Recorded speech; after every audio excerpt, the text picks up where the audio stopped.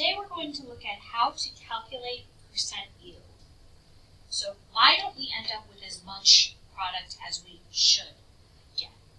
Up till this point, what we've been doing is calculating the theoretical yield. If everything goes the way it should go, how much of this product am I going to end up with? But we know that real life doesn't work out perfectly.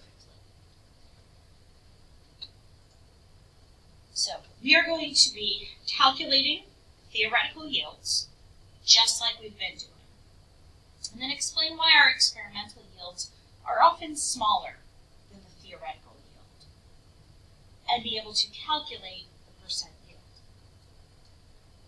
So percent yield is defined by the actual yield divided by the theoretical yield times 100. The actual yield being how much you actually end up with at the end of your lab. The theoretical yield being the amount that you, in theory, should get if everything went perfect. Just like if you were taking a test. Your percent, your grade, would be the actual yield. How many of those problems did you actually get right? How many of those points did you actually earn?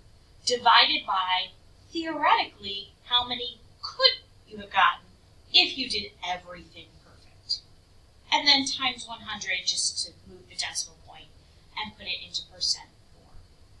That times 100 is not going to affect your significant figures because that's just what percent means out of 100.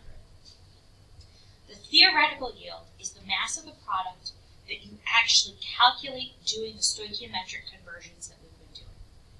If everything goes perfectly, this is how much we should end up with. So, if you're doing a lab, you have some reactants before the lab, and those reactants are trying to turn into products.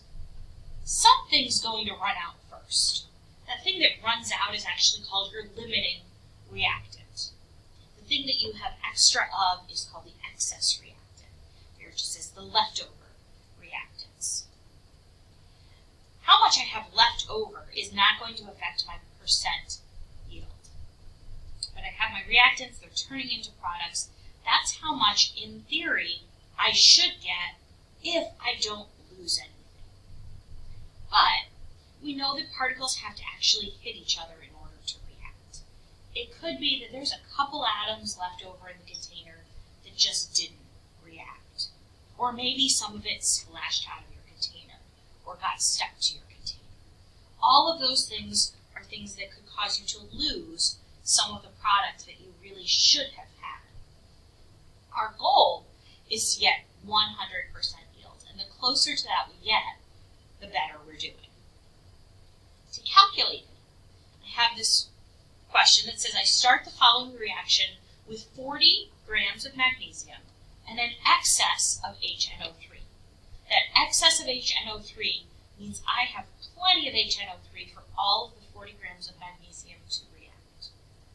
If 1.7 grams of H2 is actually produced, what is my percent yield?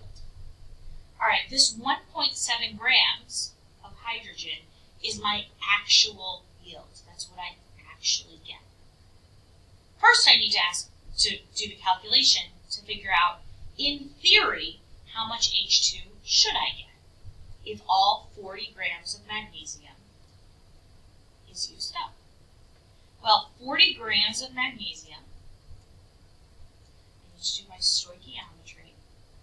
Since I'm starting with grams, I know I need to put the molar mass in grams on the bottom, and that by definition is the mass of 1 mole. That would tell me how many moles of magnesium I'm using. And then, second conversion factor to get from moles of magnesium to moles of H2. Since I have moles of magnesium in the top, I need moles of magnesium with its coefficient in the bottom. And I'm trying to get to hydrogen, so moles of hydrogen in the top with its coefficient. Since my actual yield is in grams, I want to calculate my theoretical yield in grams.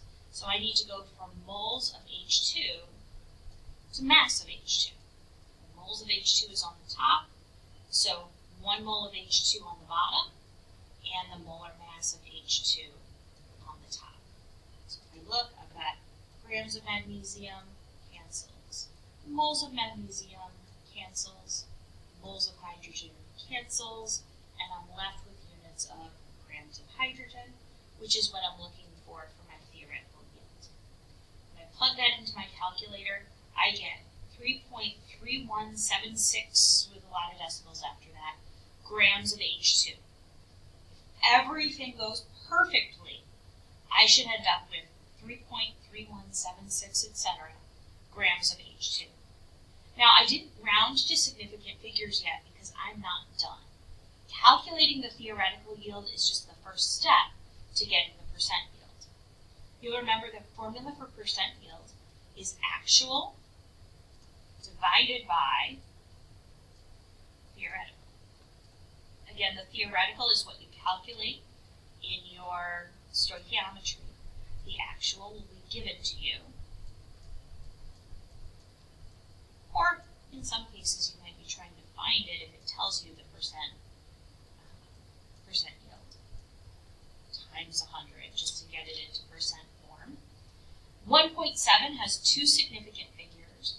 This 40 grams had two significant figures, which means technically my theoretical has two significant figures, times 100, which ends up being, when you calculate it, 51%. So 51% yield. I'm getting a little over half of what I really should have ended up with. So either something happened and not all of the magnesium reacted, or somehow I wasn't able to capture all of the hydrogen gas. So again, stoichiometry to get to the theoretical yield, and then actual divided by theoretical times 100.